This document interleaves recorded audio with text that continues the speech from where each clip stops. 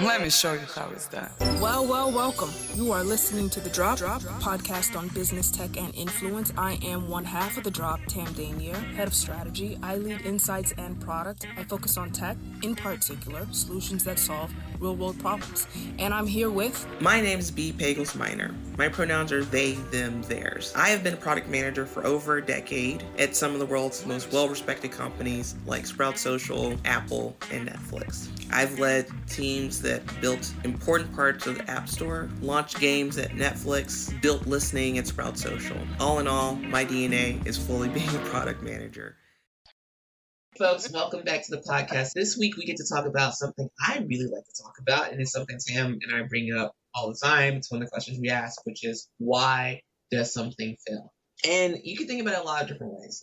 New Year's resolution fails, your business fails. And in this case, what we really want to know is, why the heck did Peloton fail? Like, what was really going on there that led to it failing? So to kick us off, I want to read a little bit of the news from Peloton. Peloton will embark on a sweeping overhaul that includes cutting nearly 800 jobs, raising prices for its Bike Plus and Tread machines, and outsourcing functions such as equipment deliveries and customer service to outside. This is the third round of layoffs after the company laid off 2,800 employees in February when new CEO Barry McCarthy took over. They're closing their retail stores, they're pivoting to third-party sellers and expanding their e-commerce presence. They're eliminating completely the white glove service, and customers must actually assemble their products now. They're scrapping their $400 million factory in Ohio. They're cutting jobs and delivering customer support, but they're also still working on increasing the number of software engineers in their engineering team. They're promoting the app-only subscription, and they're toying with the idea of changing the subscription model and building an app store. They're also piloting leasing the company's bikes, and they also took out a $750 million loan. So basically, if there's something a company can do, Peloton is throwing it at the wall and said that they're going to do it. So, Sam, what do you think about that? I think a lot of things. I want to put into context that the CEO is Barry McCarthy. A very talented guy, has a very good resume, came from Spotify, Instacart, has a lot of board seats, was also at Netflix, and so comes from the subscription model. So I don't think it's surprising that a lot of the moves they're making are at his direction, but there's a lot that remains to be seen. So I think I want to talk about why things fail, specifically because this is about PMF, product market fit. This is the goal of every company, to find product market fit for survival. And here is a company, Peloton, that's trying really hard to survive. Peloton is not a new company. They've been around more than a decade. In my opinion, they were not built for the kind of growth that they sought. They did not design for the kind of growth that they pursued, and it kind of bit them in the ass to that definition of what PMF is, product market fit. Very simple.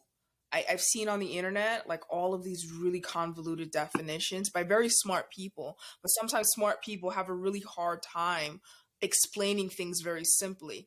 And the way that I like to explain product market fit is, you have a product that enough people are willing to pay for that you can sustain a business out of it. Enough people are willing to pay for it. It's debatable whether you have product market fit if all of your revenue is coming from a VC. So I define product market fit if there's enough customers willing to buy your product. There's a couple things that I think about when I think about Peloton. So first and foremost, I don't think that Peloton ever really needed to care about selling a bike or a treadmill. They never needed to worry about that. That was never going to be the strategy. In fact, we have a Peloton bike here in our home. I'm not going to lie, that seat is a lot. So my wife is definitely the one who uses that. But the reality is we're two people. Actually, we're now three people. And we only need one bike. So you were never going to be able to scale this up into, I think, the average household, because the average household, especially with the current economic constraints that people have, many people are renters. There's a limited amount of space that they have. There's a limited amount of capacity they have to have these devices. So it was never going to be the strategy of having multiple bikes or having every household have a bike, because it wasn't really feasible. And so the strategy was always going to have to be these wraparound services. And I think of it as the Apple model, right? So Apple started off as a hardware company that built in its own integrated software because they wanted to have an amazing experience for the customers. And as the company continues to evolve over time, the bigger strategy is how many services can we have that provide value to folks So they stay in our ecosystem, and the hardware is the extra. How do we keep them in our ecosystem is more important in some ways than their hardware. And so to that point, that's what Peloton always needs to focus on. And as COVID happened and you had this huge surge of desire for people to have a workout equipment at home, Peloton ran into these really extreme delivery times. So there's 12 weeks or 16 weeks or 20 weeks or 24 weeks, all that type of stuff to get a bike. In fact, I think we waited like 12 weeks for our bike during COVID. And so the idea was is the quicker we can get them into these bikes, the better it is. And that's when they started to have too much supply of the bikes and the treads. And that's one of the issues that they ran into. The thing that I think that was the big miss here is that it should never have been, we need to get these bikes faster to people. It's, we need to get them signed up for our app faster. Because it turns out our app actually has many things beyond bikes. You can actually go on a great walk or a great jog, or you can do yoga, or you can do stretches. You can do all of those things without those devices.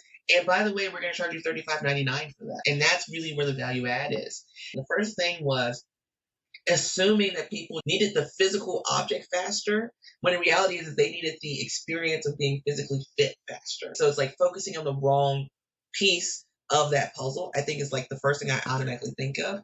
And the second thing that I really think of when you have lots of outside funding, when you generally have lots of funding options, whether that's VCs, private investors, debt financing, any of those types of things, it puts you in this position of, well, I can continue to build the company without thinking about, does my growth and my long-term trajectory actually support this? And that's where the 3,600 people layoff, that makes total sense to me, because even when they were hiring all those people, I remember recruiters reaching out to me and saying, do you want to come work at Peloton? I was like, but I don't think you have a business that sustains my salary plus these other 3,599 people.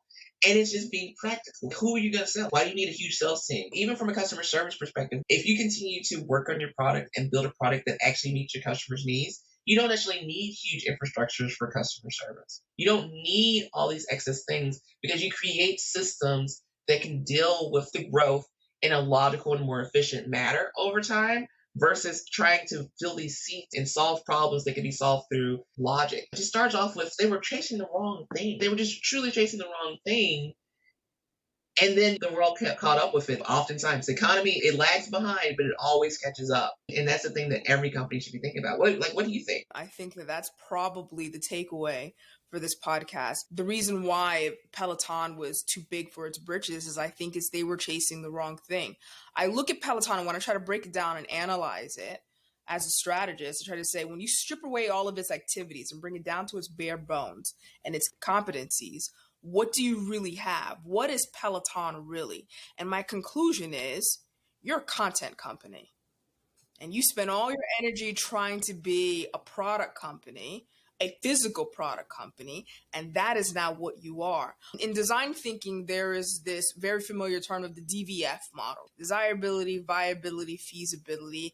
I think what they left out in that model is usability. We are increasingly in a digital world, and so usability is a very big factor of product market fit as well. And the work that I do, I like to modify that and say we are DVF and U. So I want to break this down in that kind of way. In desirability, which is, do people really want your product? When I think about Peloton, I will say they had overly ambitious goals for what they were. They're a fitness company. And when you think about the jobs to be done in fitness, the goal is getting fit. And there are a lot of solutions that fit that category. But I'm going to narrow that category into getting fit at home. The job to be done is, how do I get a good workout at home? And that is still a very large category of competition, of things that someone can do to accomplish that job. So you're already in a niche market. And the price point of exercise bikes range between $249 on the low end and $2,200 on the high end. And Peloton ranges very much so in that high end. And so that market is now shrunk. So here you have an already crowded market. If the job to be done is getting fit, you got a lot of competition there. But let's segment that market to getting fit at home. And you also still have a lot of competition, which puts you in the fad business. And just talk about fads, fitness falls greatly into the fad business, because that job to be done is very lasting. People are always trying to find ways to be fit, and it constantly changes. Do you remember Bowflex? They're back. There was Tybo. Did you ever have a vibrating belt, B? Or Body by Jake. Did you ever do that? What about the Thigh Master? Jane Fonda's videos. Did you ever do that? 8-minute abs. B, did you ever buy a shake weight? I did have a shake weight. I did. I Did did. you have an ab roller? I did not. Did you ever have a power balance bracelet? That's a power balance bracelet. Did you ever do a power plate or Nordic track? Or did you ever do Wii Fit? All of these things. These were all fads because they all somehow accomplished, at least temporarily, the job to be done is getting fit at home. And so if I was in this room, the strategy room of Peloton, you're playing, we're going to spend all of this money to hire all of these people to build all of these factories because we believe there's going to be this kind of demand. I would say, what kind of demand? More demand than Bowflex? More demand than Taibo? You think you're going to be lasting longer than that? When we look at the price of bikes, you're in the competition of bikes. Talk about segmenting this market. Home fitness. There are some people who do not want to work out at home or have the luxury of working out in a gym. So that's not really your market. But let's say now you're segmented down to the market of people who want to work out at home. You're in the premium category of the cost of bikes. You're the one that's pushing that number up. Yeah. So now you're in this high premium market. And I got to be honest, I lived in downtown Miami in condominiums. And by the way, for anybody who doesn't live in downtown Miami or around that surrounding area, every high rise or every condominium has a gym inside. That's a standard amenity. And yet still, there are about 300 public gyms that you can have a membership for. So someone who's paying a premium to live in one of these condominiums, who's also paying a premium that has a gym inside, is kind of reluctant to then put something inside their house. But these are the people that can't afford this bike. So it's dubious as to how much of that affluent market you're really capturing when they have many more options like personal trainers and luxury gyms and all of that. I think they were really going for the aspirational affluent market. Peloton was looked at as a flex thing. Yeah. But then if I was in that room, I would ask you, what kind of a flex can someone really stunt with something that has to stay in the house? How many times are they going to post on social media their personal best record? This is a flex that has a limited timeline. So again, I'm putting you in this fad category. I say this word, W-O-R-D-L-E. Say it for me. This is my Southern. Wordle, whatever the thing that got bought by the New York Times. Yeah, they got like that thing. Yeah, someone was posting every day, like they were tweeting out their results, and then a couple weeks into it, people were like, "You're kind of a douchebag for doing that." And I feel like that was the same thing with Peloton. At first, it was like, "Oh, this is so cool, Peloton, like it's really great," and they have like their little community things, and people are like, "You're kind of a douchebag for posting that." So I think that's one thing. But again, I think like that apartment dweller thing is a huge part of this. If the majority of people own their own properties, maybe they would have had a slightly more runway. You have spaces, and you could like create a space that would fit this. I think that makes sense. And I think that there's something very interesting that you said here about the aspiring like flex, right? I'm trying to do this because I'm trying to show that I'm cool. Because one of the things I thought was very interesting about Peloton very early on is that they were a very early adopter of some of this buy now, pay later. Exactly. Type stuff, people who couldn't actually afford it. They were aspiring affluents. Yeah.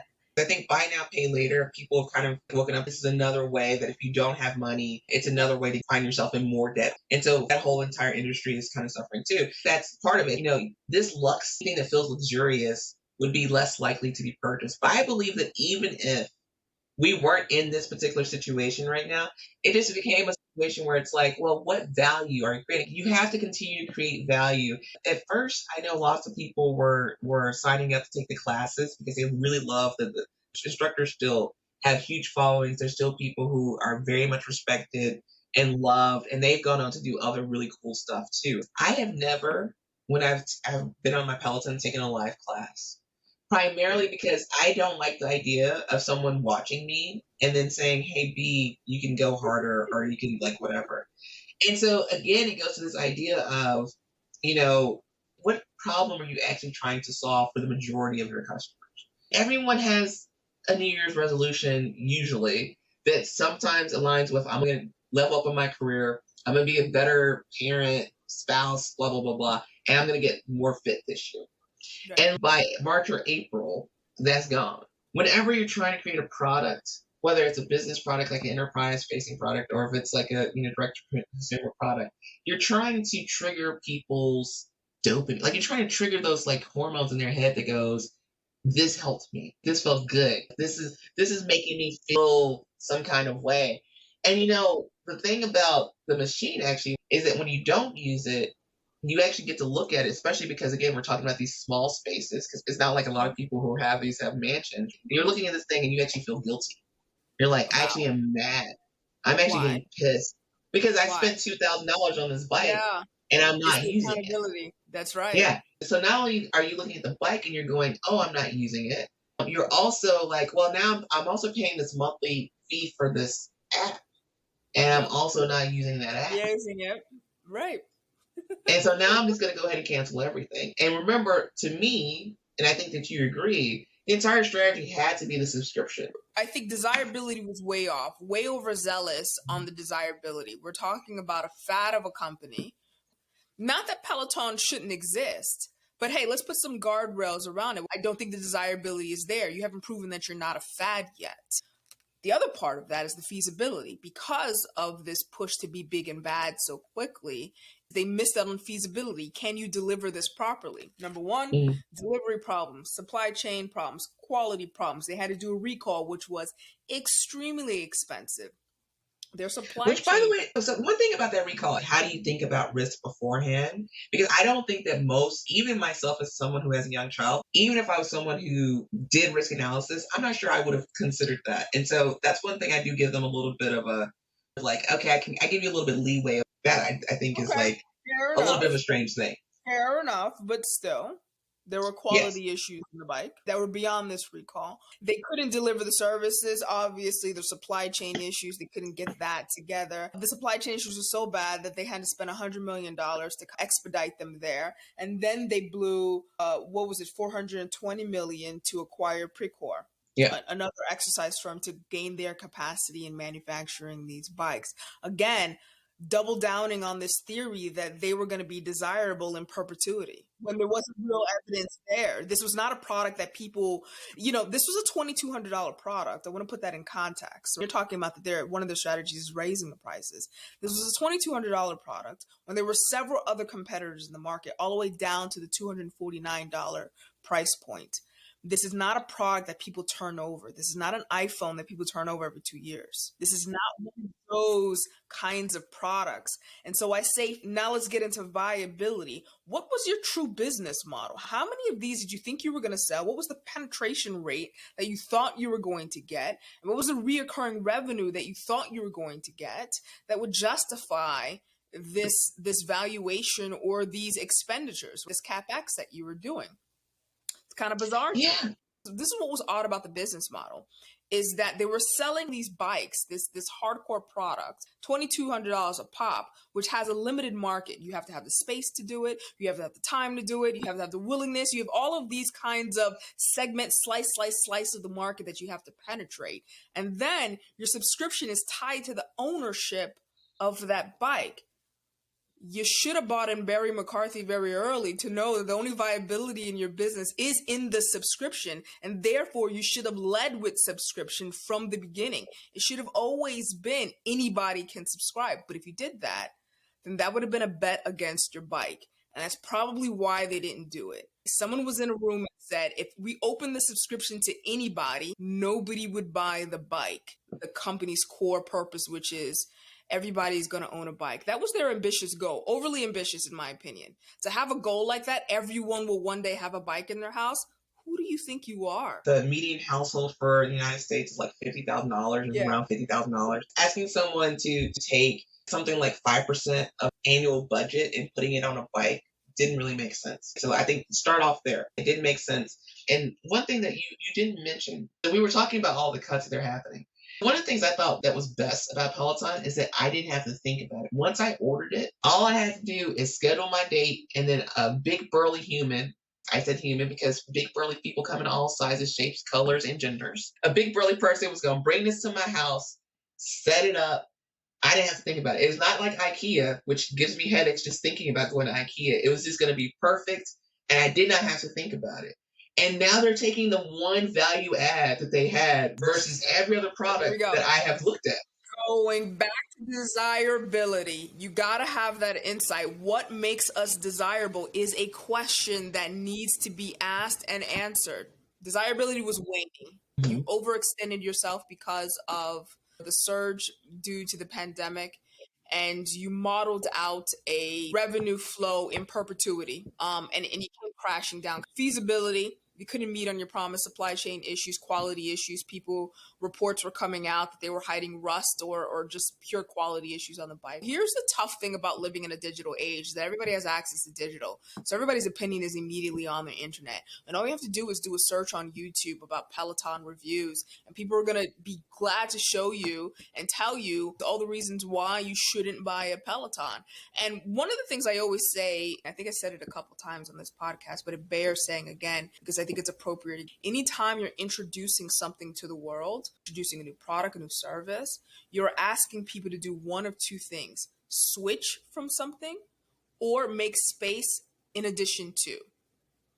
And here Peloton comes out in a very crowded exercise space, and people grow accustomed to the things that they like. The fitness tracker that they use, we already have the wearables industry. We already had a content creation industry around fitness programs. And here you're entering in this space, a very expensive product to buy, combining it with a very expensive subscription that's tied to this, and saying we have all these bells and whistles, but none of them are really good.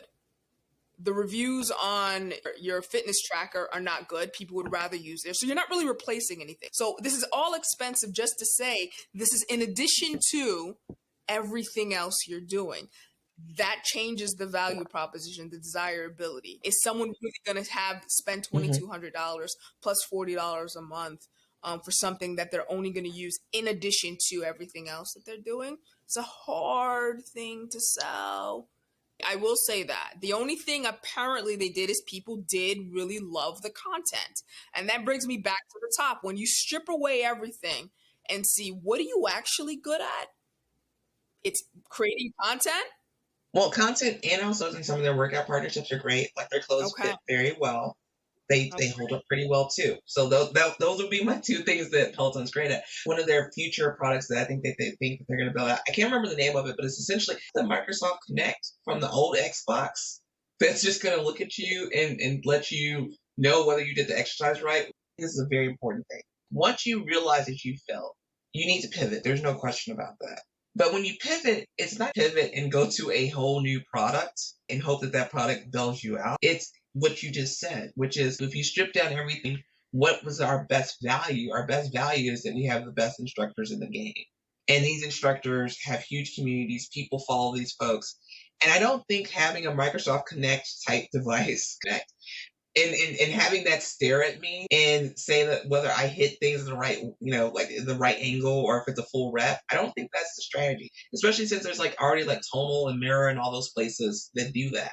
And they also haven't accomplished product market fit. It goes to this idea of, why do you go to a gym? There's a couple of different reasons you go to a gym. I think this is what everyone who's in the fitness industry, especially home fitness, you need to take a step back. So there's a few reasons you go to a gym. So one, you go to a gym because if you're there, you're like, well, I'm going to actually put in my full workout. So it's a little bit of accountability thing. Two, you go to kind of look at other people and see what they're doing to see like, okay, is there something I'm missing that I should be doing that I don't know about? Three, for many of my friends, it's actually just to go check out my next boyfriend or girlfriend or, anybody in between. And four, it's because you eventually convert and you have like a personal trainer. These are just very obvious examples, but almost all of those come back to a very simple idea, which is community. It's a space that makes my lonely journey of fitness feel like I'm a part of something. And it makes it feel less intimidating. And so in some parts, I think Peloton did a good job with that, right? And that's why their instructors and their community, and for instance, like their leaderboard and stuff like that was like, but I will say you have to also figure out a way to allow people to create boundaries within that community. So it was much more difficult to figure out how to do that in Peloton. So for instance, people I have not talked to for a long time were reaching out to me. They're like, oh, you're part of Peloton now. Like, let's connect. And then they also connected with me in real life. And I was like, but we haven't talked since high school. Why would I, you don't really know me. Whereas if a gym, I can either come at a different time at my gym, I could join a different gym, or like I could tell someone at the gym and that person may get kicked out. And so there was no way for me to both have a great community and also curate my experience within that community in the way that I perfectly loved. That's the type of stuff that you're thinking about. How do I actually pivot my company to something that's successful? It's like, well, one, our content was great. Beyonce said something. They didn't develop the proper insight. I think you're perfectly right. Why do people work out or go to the gyms in the first place? And who are you really trying to convert? Who's your target customer? People go to the gyms for these very specific things. And does your product meet or exceed the expectations that these other things do? Because you're asking them to switch from that. The other thing I think what you're really saying is very important is that, yes, you probably recognize this growing trend of sense of community, but you missed the mark. You didn't grow a community that mattered.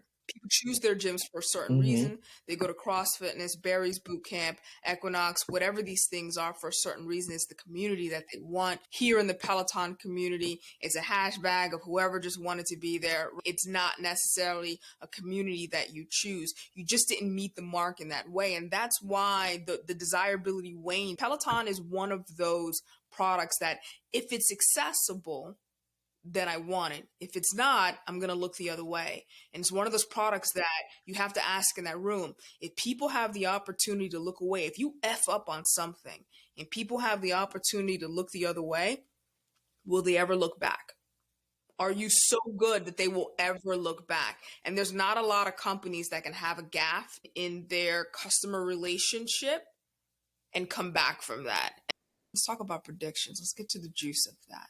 They did bring a smart guy on. When the activists decided we got to get rid of this founder CEO and bring in someone who can do the job, I do think they made the right strategic decision in choosing a Barry McCarthy. What does Barry McCarthy need to do to correct this, in your opinion? I think the cuts to customer service and the white glove delivery service is actually possibly a mistake, because I think this is a luxury. The physical product is a luxury product.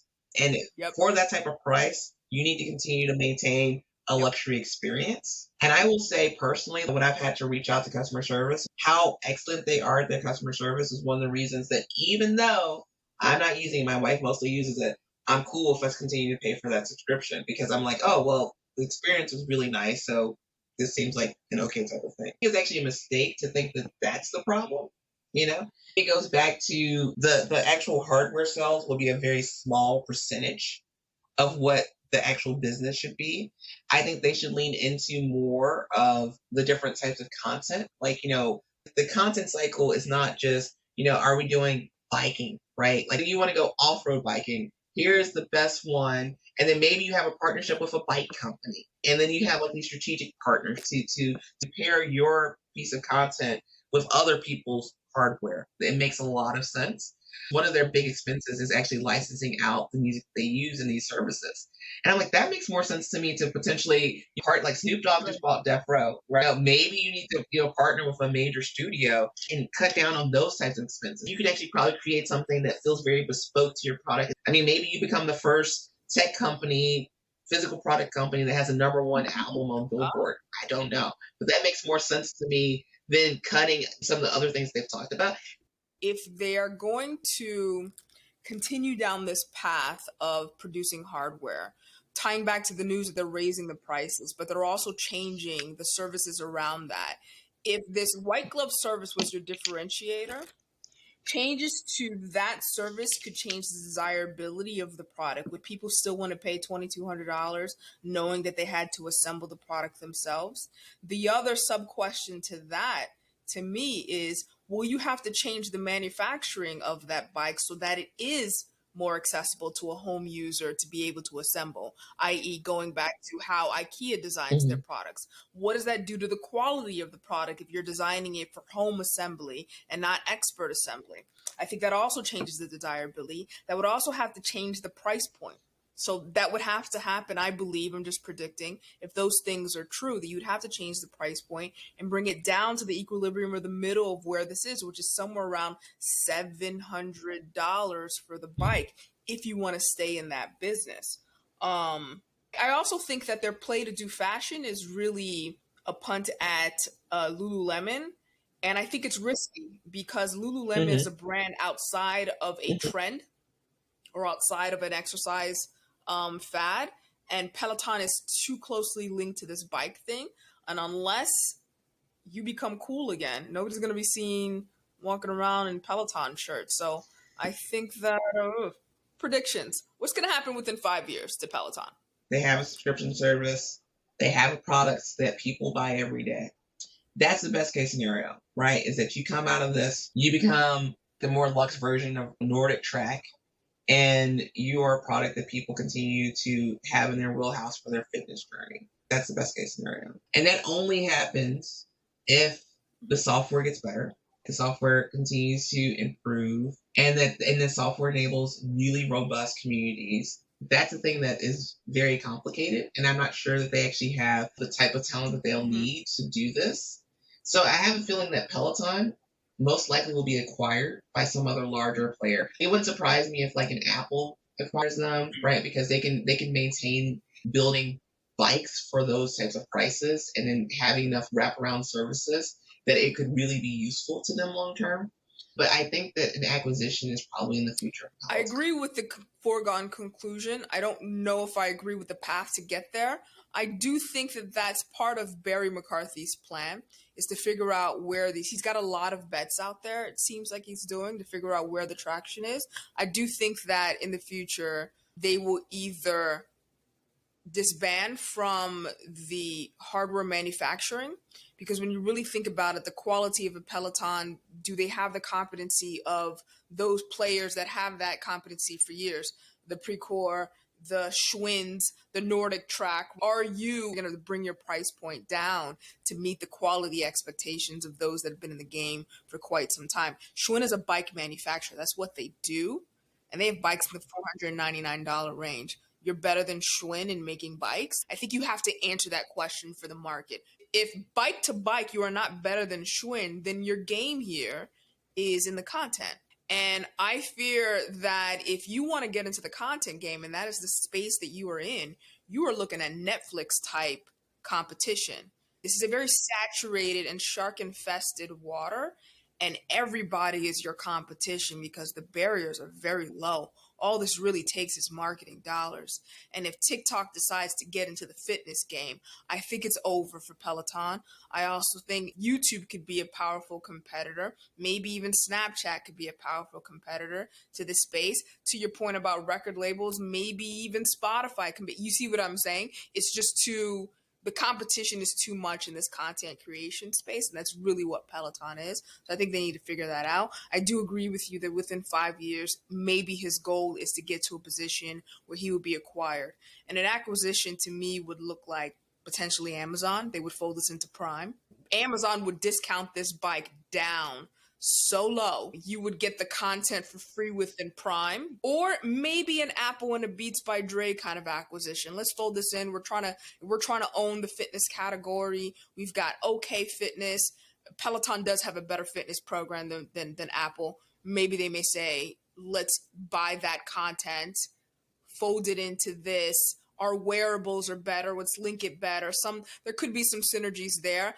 I don't know if Apple wants to get into the game of manufacturing bikes. I think that they realize it's not a sustainable or very profitable business. If it's an ultra luxe product, I think it makes sense. I think it doesn't make sense to try to make it cheaper. I think making it like the best, absolute best version of an exercise bike, like the most interconnected, best software, best hardware ever, interconnected on a bike ever, that makes sense to me. That would be my strategy. And then just the subscription service will exist separate from it for all time. So anybody in the world subscribe to this service, that would be my strategy. It's like, I don't think I'm going to sell a whole bunch of these bikes, but I can make the best, absolute best version of this bike. Maybe but I also think you're going back into who wants to flex on an exercise bike. Again, that's why I think the subscription service is the way to go. And if you do maintain any hardware product, make it the absolute best version of that hardware product. One last question for you before you go. Blackjack table. It's a blackjack table. Head to head, this content creation game. That is the game that Peloton is in. Shark infested waters here. It's going to be like Netflix versus Disney versus HBO. That's the future of, I think, the fitness category in this content game. That's my prediction. Blackjack table. I'll put them all on the same table. I'll put TikTok on the table. Okay. Peloton on the table, YouTube on the table, and I'll put Apple on the table as well. You know what? For shits and giggle, not because they're going to develop it themselves, but they'll probably do an acquisition. I'll put Amazon on the table. Just specifically, this is the blackjack table. Everyone's on this table. Where are you putting your money? Fitness game. YouTube. Really? I would go head to head YouTube, TikTok. You wouldn't say TikTok. I think YouTube absolutely has an opportunity for sure. Who do I think is going to enter but fail? Meta. I mean, that's going to be part of the metaverse. It's like, come on, work out over here. And it's like, no, why would I want to go to the fake gym?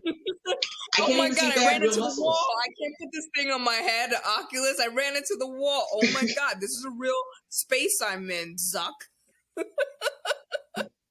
Yes. It's like my apartment is this big, okay? How am I supposed to... I've already got vertigo, and I can't tell where I am. I'm disoriented. Really? I'm jumping around with a mask on my face? Are you kidding me?